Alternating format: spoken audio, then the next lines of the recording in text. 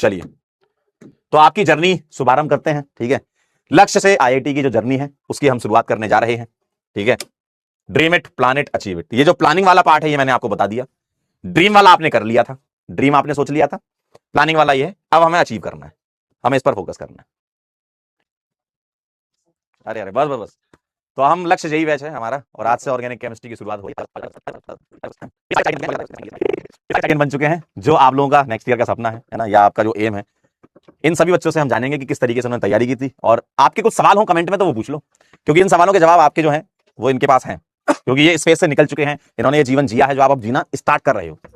कुछ सवाल बच्चों के ले लेते हैं इसमें से, है ना, या इनके भी आप पे मैं कुछ सवाल की सर 11th बर्बाद है पूछ रहे थे मेरे से। हाँ, मेरी भी सेमी कि 11th बर्बाद है, क्या करें बताइए। मेरी 11th सेमी वेस्टेड थी एक्चुअली। 11th में मैं इतना सीरियस नहीं था। थोड़ा जूम आउट कर दोगे क्या? जूम आउट, ये बच्चे भी दिख जाएंगे।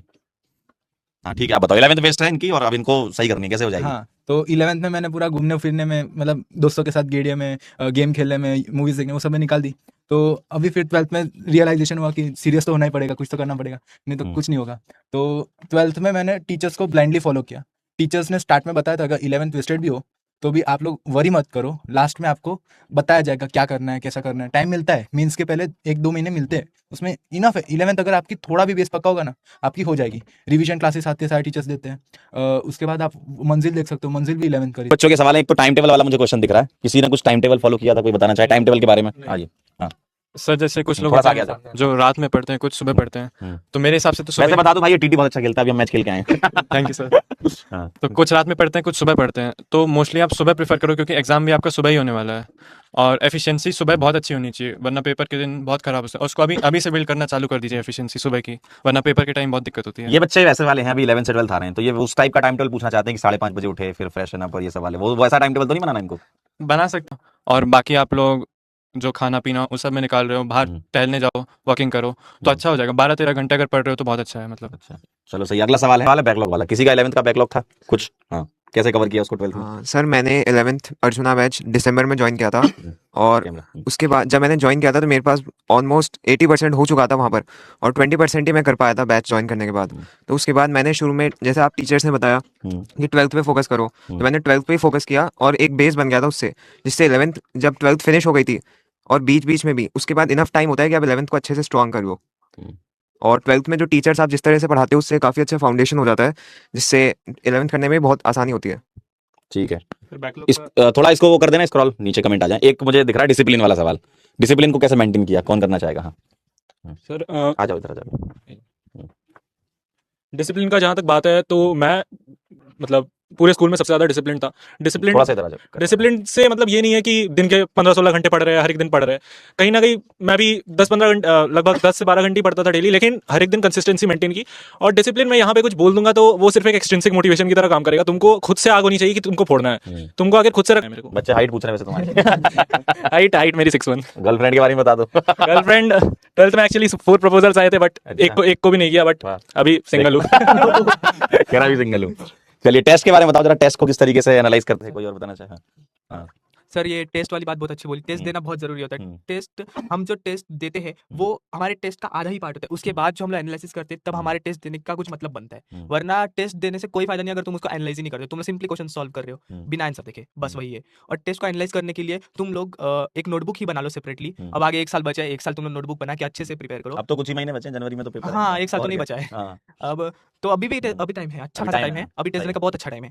अभी टेस्ट दो, रिवीजन करो, और जो 12th है उसके साथ साथ ये दोनों चीजें करो। अब टेस्ट एनालिसिस के लिए तो मैं बोलूंगा, जो नोटबुक में आप हर एक पेज पे एक दिन का टेस्ट का आप लिखा करो। स्टार्टिंग में ऐसा लिखो कि कहाँ आपने सिली मिस्टेक्स की, कहाँ आपने कैलकुलेशन मिस्टेक की, कहाँ आपके कॉन्सेप्ट में गड़बड़ रह गई, कहाँ आपने अच्छा होता, अच्छी रैंक आती है। सही बात है। टेस्ट दो, टेस्ट के बाद उसका एनालिसिस भी करो, जो गलतियां उससे सीखोगे, नहीं तब आगे कैसे बढ़ोगे? टेस्ट के बारे में बिल्कुल बताओ, ऐड करो।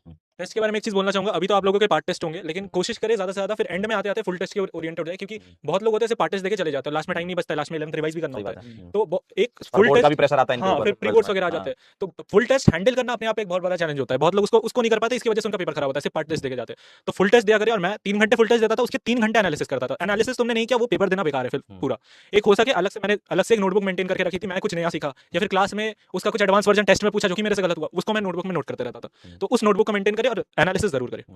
बच्चे कह रहे हैं पीवाई क्यों नहीं होते, मतलब ये एक सवाल ऐसा है बच्चे जो लिख रहे हैं कि पीवाईक्यू नहीं हो रहे हैं? तुम लोग के साथ भी ऐसा होता था कि कभी क्वेश्चन करने बैठे नहीं हो रहे हैं, या कई बार ऐसा होता है कि ज्यादा ही क्वेश्चन नहीं बन रहे हैं, तो कभी किसी के साथ होता था? हाँ, तो कैसे उससे मोटिवेट होते थे कि भाई करना है मेरे को? वैसे पीवाईक्यू तो करना तो चाहिए, वो वही सबसे ज़्यादा इंपॉर्टेंट होता है। मॉड्यूल्स पहले मॉड्यूल क्लास आप पीवाईक्यू भी कर सकते हैं, लेकिन पीवाईक्यू जैसे मोस्टली सर तो क्लास में करवा सकते हैं, सर क्लास में कवर लेकिन बच्चों को मान लो कोई होमवर्क देते हैं या तुम लोग को जब होमवर्क होमवर्क मिलता सबसे ज़्यादा था, जरूरी है। तो जैसे कभी सवाल नहीं बन रहे हैं, तो होता है ना ऐसा एकदम डिमोटिवेशन हाँ सर, होता है, वो तो मेरे होता है, सवाल ही वो नहीं हो चलता है, वो साल भर चलता है, वो अच्छा। हमसे भी सारे नहीं मतलब नॉर्मल सी बात है ना ये? नॉर्मल बात है वो। भाई देखो सबके नॉर्मल साथ सी बात है, होता सवाल नहीं बनना। हाँ सर, हाँ, सारे सवाल बन जाए तो फिर हाँ। वो किसी काम का नहीं है। एनालिसिस का PDF और बाकी टेस्ट में एक और ऐड अच्छा। करना चाहूँगा, जो टेस्ट देते हैं, अच्छा, टेस्ट कैश देने एनालिसिस का पीडीएफ बना रखा था? हाँ, जो और गड़बड़ टेस्ट देने के होगी। बाद अच्छा। वो जितने भी क्वेश्चन पेपर होते हैं वन उन वीक सबको फिर टॉपिक से बनाना है, कंप्लीटेड, वाह यार बहुत बढ़िया। क्योंकि जब तक सही मैं है। उसे फिर से नहीं बना, क्योंकि टेस्ट में क्या हाँ। वो अलग अलग कॉन्सेप्ट भी आ जाते हैं, वो अलग कॉन्सेप्ट वहाँ सीख लेने चाहिए वहाँ से, हम्म, क्योंकि और टेस्ट के साथ जैसे टेस्ट दिए उसका रिजल्ट आने के बाद तुरंत ही अगर उसका एनालिसिस हो जाए तो ही बढ़िया, हम्म, क्योंकि फिर अगला सप्ताह तो एक और टेस्ट आता है, फिर उसका वो टेस्ट छूट ही जाता है, हम्म, फिर उसका कोई फायदा नहीं होता है। सही है। अब ये बच्चे कुछ पूछ रहे हैं, डिस्ट्रैक्शन वगैरह कुछ रहा जीवन में? बताएं आप कुछ। हाँ। सर डिस्ट्रैक्शंस तो होंगे क्योंकि सर हम्म, सोशल मीडिया का ज़माना है, हम्म, तो डिस्ट्रैक्शंस आना तो है, लेकिन सर इसे एक कंट्रोल माइंडसेट से सर हम्म, अगर एक परफेक्ट टाइम टेबल हो तो डिस्ट्रैक्शंस किसी काम के नहीं है सर। एक आग होती है अंदर, अगर वो आग आपके अंदर है तो वो डिस्ट्रैक्शंस आपके लिए किसी काम के नहीं है। That's it, सही sir। बात है, बिल्कुल। हाँ बताएं पीवाईक्यू का। जो बच्चे बोल रहे थे कि हमसे पीवाईक्यू नहीं होते या क्वेश्चन नहीं होते, देखो ऑर्गेनिक केमिस्ट्री का जो सबसे बड़ा जो मतलब कंट्रीब्यूटिंग फैक्टर होता है वो है आपको जो क्लास में थियरी पढ़ाते हैं। आपकी थियरी पूरी रटी होनी चाहिए और आपने हर एक चीज़ समझी होनी चाहिए, जो भी मैकेनिज्म सर आपको बता रहे हैं, किसी भी चीज़ का अगर कोई एक्सेप्शन तो होगा, जो भी वो आप हर एक चीज़ को आपको याद होनी चाहिए। 80% आप जो भी क्वेश्चन करेंगे उसके पीछे का 80% जो है वो आपकी थियरी है, बाकी 20% ये होता है कि आपने कितनी प्रैक्टिस की है। बस ऑर्गेनिक केमिस्ट्री के लिए थियरी आपकी टॉप नॉच होनी चाहिए। और कोई सवाल आपके दिमाग डिस्ट्रैक्शन में? पे बोलना था हाँ, सर, बताएं। क्योंकि जैसे हम बोलते हैं डिस्ट्रैक्शन होता है सोशल मीडिया पे, यूट्यूब हो गया, इंस्टाग्राम हो गया, ये सब, तो क्योंकि ये सब मोबाइल में ज़्यादा होते हैं, तो ऐसा नहीं है कि मोबाइल से सिर्फ डिस्ट्रैक्शन हो सकता है, मोबाइल में ऐसे फीचर्स भी हैं जो आप डिस्ट्रैक्शन कम कर सकते हैं। जैसे कौन सा? जैसे आपके लिए फोकस मोड हो गया, आप हाँ। ऐप्स में टाइमर लगा सकते हैं, यहाँ पे फिर उसमें फिर खुद पे इतना कंट्रोल रखना पड़ता है कि वो टाइमर फिर आप बढ़ा ना दें, ऐसा हो जाता है। बाकी फोकस मोड यूज़ कर सकते हो, फोकस मोड में ऐसा होता है कि आपके जितने भी ऐप्स हैं, कुछ सिलेक्ट ऐप को छोड़ के जो भी आपके जो पढ़ने के लिए होगा मटेरियल वो सब छोड़ के बाकी बाकी सबको ऑफ कर सकते हैं, वो आपको उसमें चालू ही नहीं होगा जिसमें फोकस मोड होगा। चलो बढ़िया। ऐसा शॉर्ट कर नोट्स के सकते बारे हैं। में कुछ बताना चाहोगे कोई? शॉर्ट नोट्स बनाए हाँ, शॉर्ट नोट्स के बारे में बताओ जरा। कैसे बनाए थे, कैसे बनाए ये लोग? शॉर्ट नोट्स में यूजुअली ऐसा ही इंक्लूड करना चाहिए, जो आपको मतलब जो चैप्टर नहीं आते, जैसे कि मान लो मेरे को एक सेकंड, हम्म। जैसे मेरे को रोटेशन नहीं आता था तो मैंने पहले रोटेशन की थियरी पढ़ी, उसके क्वेश्चंस लगाए। अभी वो क्वेश्चंस के साथ में लाइक जैसे कि एक क्वेश्चन हार्ड आ गया, वो क्वेश्चन का कुछ मतलब जो मतलब जो कोड डेटा जो वो क्या करना चाहिए, ऐसा क्वेश्चन है तो ये वाला टॉपिक रह गया, वो सारी चीज़ें शॉर्ट नोट्स में इंक्लूड करना चाहिए, जो बाद में आपको याद है कि ये क्वेश्चन में मैं अटका था, ये मेरे को अगर आ जाए तो मैं सॉल्व कर दूंगा, ऐसा सब।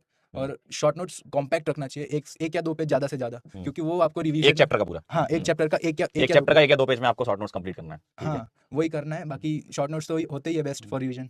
अच्छा, और रिवीजन कैसे करते हो पुराने चैप्टरों का, कैसे करते हो तुम लोग? कोई बताना चाहे?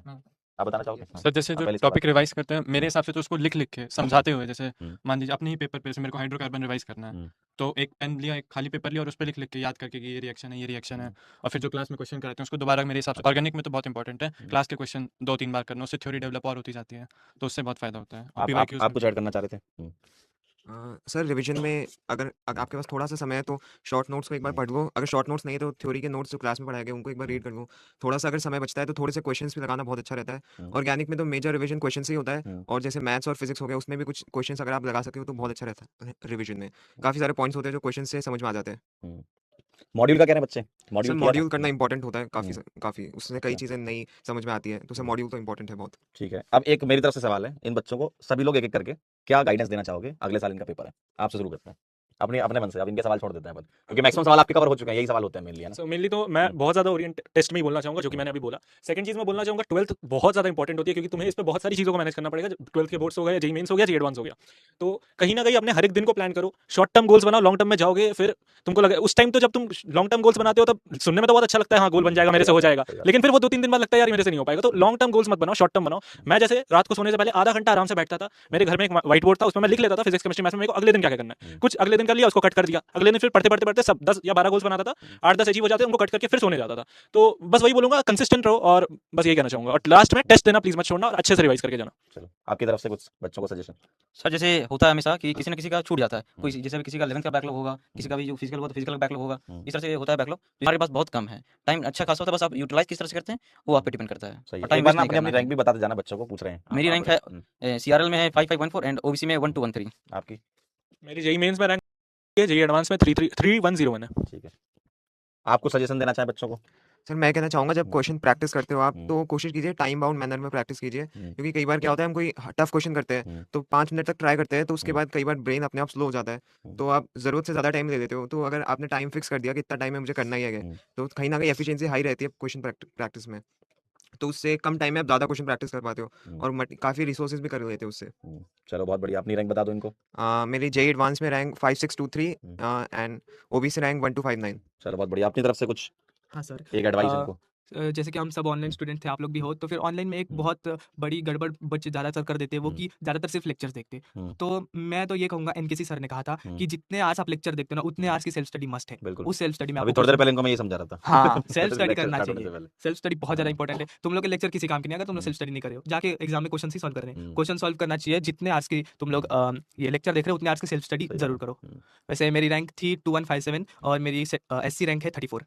नेक्स्ट आपका क्या गाइडेंस है इनके लिए? सर जैसे टेस्ट वगैरह में बहुत कम नंबर मेरे खुद के बहुत कम आते थे, अभी रिवीजन के टाइम भी मेरे कम नंबर आते थे, तो उससे कभी डिमोटिवेट नहीं होना कि टेस्ट में कम मार्क्स आ रहे हैं, क्योंकि टेस्ट में आपको क्या नहीं पता कि क्या चीज़ आपने जो पढ़ी है वही आ जाए, नहीं आए। तो हमेशा मोटिवेटेड रहना है, और ये नहीं कि कभी टेस्ट में मार्क्स नहीं आ रहे। टेस्ट को एनालाइज हमेशा करना है, 6 आवर्स की सेटिंग बना के रखनी है, ये बहुत इंपॉर्टेंट है। और मेरी रैंक है 2489। चलो बहुत बढ़िया, आपका इधर आके थोड़ा क्या सजेशन है इनको एक? मेरा सजेशन यही है कि आप अपने पेरेंट्स को कन्विंस तो नहीं बोल सकता, क्योंकि पेरेंट्स हमेशा अपने आपके सपोर्ट में ही रहते हैं। तो आप अपने पेरेंट्स को भरोसा दिलवाओ कि आप एलिजिबल हो एग्जाम के लिए। जैसे कुछ बच्चों का रहता है कि उनके पेरेंट्स ही मना कर देते हैं कि तुम नहीं कर पाओगे ऐसा वैसा, तो आप उनको ट्रस्ट दिलवाओ कि आप कर सकते हो। आप मतलब आप पढ़ो उनके सामने, आप मार्क्स ला के दिखाओ उनको, तो वो आपको हमेशा सपोर्ट ही करेंगे। तो मैं वही बोलना चाहता हूँ कि आप अपने पेरेंट्स को अपनी टीम में ही रखो, वो आपके दुश्मन नहीं है, वो आपको फुल सपोर्ट करते हैं।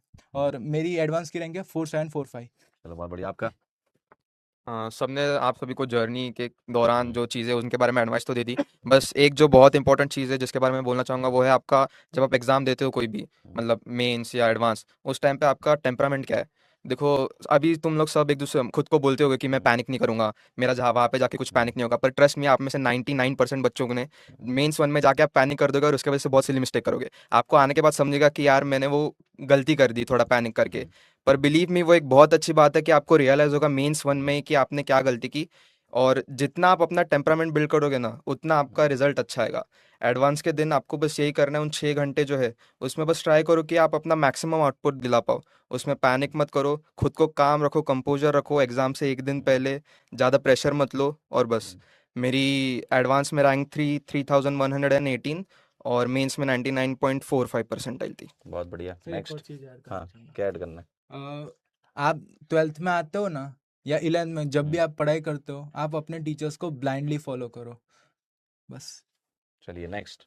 सर मैं यही कहना चाहूँगा कि जैसा कि बच्चों के कुछ क्वेश्चंस कभी बनते नहीं हैं, तो उससे डीमोटिवेट ना हो, उन क्वेश्चंस के पीछे जाए, यानी बेसिक पे जाए, एंड उसे वापस से रीएनालाइज करके फिर वापस वो क्वेश्चंस अटेम्प्ट करे, वो ज़्यादा इम्पोर्टेंट है। एंड सर बेसिकली ज़्यादातर लोगों के साथ यही होता है कि वो डीमोटिवेट हो जाते हैं एंड बाद में वो क्वेश्चन बनाना छोड़ देते हैं, या तो ईजी क्वेश्चन बना के अपने आप को सेटिस्फाई करने लगते हैं, जो कि नहीं करना चाहिए, बिकॉज क्वेश्चंस तुम्हारे हिसाब से नहीं आएंगे एग्जाम में। जो प्रैक्टिस की हो, मान के चलो उस लेवल के एक ऊपर ही प्रैक्टिस करो, बिकॉज टेम्परामेंट जो रहता है एग्जाम टाइम में, वो तुम्हें गिरते हैं, चांसेस होते हैं गिरने के, तो मेंटेन करना ज़रूरी है। बाय द वे मेरी ओबीसी रैंक है एडवांस में 1345 एंड एयर है 6026। 12th के परसेंटेज एक बार बताना अपने अपने सब। सर 90%। 90 आपके? मेरे 93.8। 93.8 12th में आपके? 95.60। 95.60। है ये मुझे आता है या नहीं आता है, या ये थी, ये पता चल जाएगा, और फॉर्मूलाज में आराम से लिख सकते हैं। चलो बहुत बढ़िया है, सब लोगों को बहुत बहुत मुबारकबाद, बधाइयाँ। Thank you, सब sir. लोग आईआईटी में जा रहे हैं, है ना? Yes, sir. अगले साल ये लोग भी आएंगे तुम्हारे जूनियर बन के। ठीक है, चलिए, thank you so much, thank you. Thank you, sir. Okay.